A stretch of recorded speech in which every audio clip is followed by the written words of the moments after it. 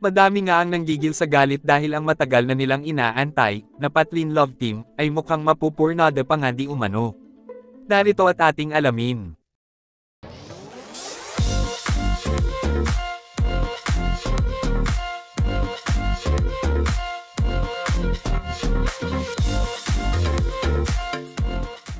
Madami nga daw ang naglalayag para kina Herlyn Nicole Budol at Patrick Bolton dahil sa kakaiba nga daw nilang chemistry. Naayon nga sa mga netizens, na tila mukhang umaasa lamang sila sa wala. Dahil sa naging pahayag nga ni Herlyn Budol na hindi naman daw sinasagot ang kanyang tawag.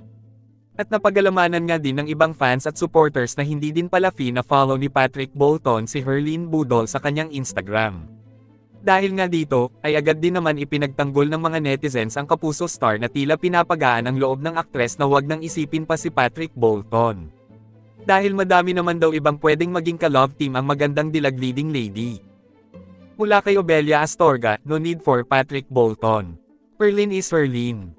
Tikat na siya. Ayon naman sa komento ng isang netizen na, kung ayaw niya i-follow si Herlyn, no problem. Marami naman may gusto kay Herlyn. Don't mind Patrick Herlyn. God bless you always. And from Juanita Masian, no need to wait for Patrick. Herlyn is full, without a guy attached to her. Ngunit, sa kabilang banda nga naman, ay hindi pa din mapipigilan ang mga solid Patlin fans at supporters sa kanilang paglalayag sa dalawa.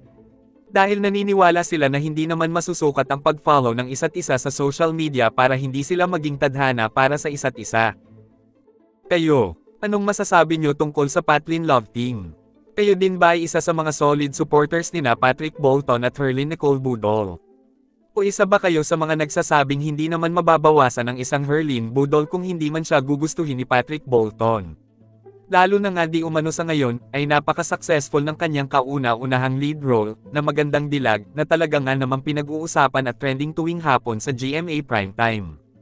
At kung ano ang inyong komento at saloobin, just comment down below at babasahin natin yan at pag-uusapan natin para sa ating susunod na video.